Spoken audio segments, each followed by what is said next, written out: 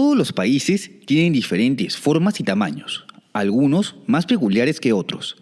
En nuestra región destaca un país sureño que, a pesar de no contar con una gran extensión territorial, se sitúa entre los 20 países con mayor longitud de costa. Además, su territorio continental ocupa desde el paralelo 17 hasta el 56 de latitud sur, pero solo del meridiano 66 al 75 de longitud oeste. ¿Por qué Chile tiene esta forma tan singular? ¿Te interesa saber? Entonces quédate hasta el final del video.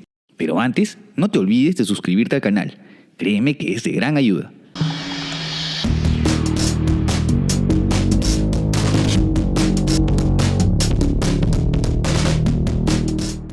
Para comprender los límites de Chile, y en general de cualquier país, es necesario remontarnos a la historia. Y para eso, repasemos la formación de la entidad predecesora del actual Chile, es decir, la Capitanía General de Chile.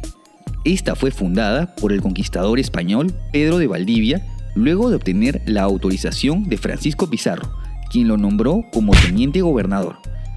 Recordemos que Pizarro había emprendido la conquista del Imperio Incaico, para luego comenzar una guerra civil entre los conquistadores, por lo que la conquista de los territorios del sur fue delegada a Valdivia, quien funda diversas ciudades como Santiago, La Serena, Concepción, entre otras. Estas ciudades serían agrupadas en la Capitanía General de Chile, la cual, al ser fundada por un adelantado de Pizarro, pasó a formar parte del Virreinato del Perú.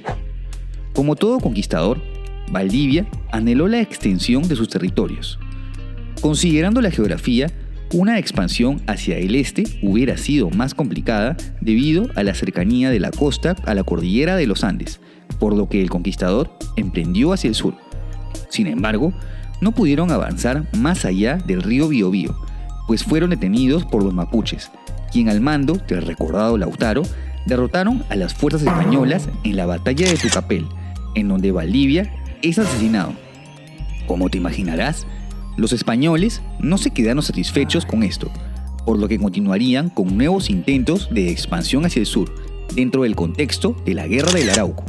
Los conflictos con los mapuches se extendieron por más de 2 siglos, para finalmente establecer la frontera en el río Biobío en 1772, limitando el territorio de Chile solo a esta extensión.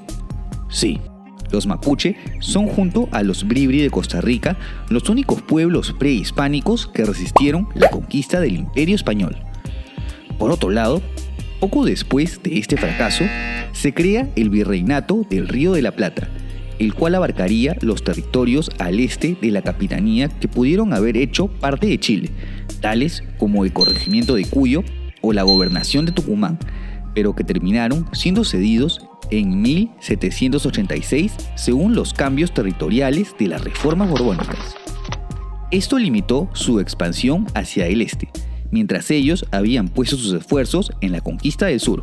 Como sabrás, los procesos emancipatorios comienzan poco después de esto, a inicios del siglo XIX.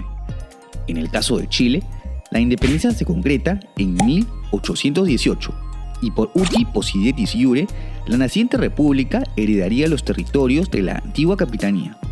Y claro, las reclamaciones por los territorios de la Patagonia, actualmente dividida entre Chile y Argentina, no se hicieron esperar.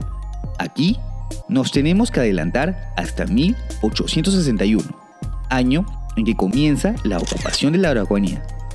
La ahora República de Chile iniciaría una guerra contra los mapuches al sur del río Biobío, la cual se extendería hasta 1883.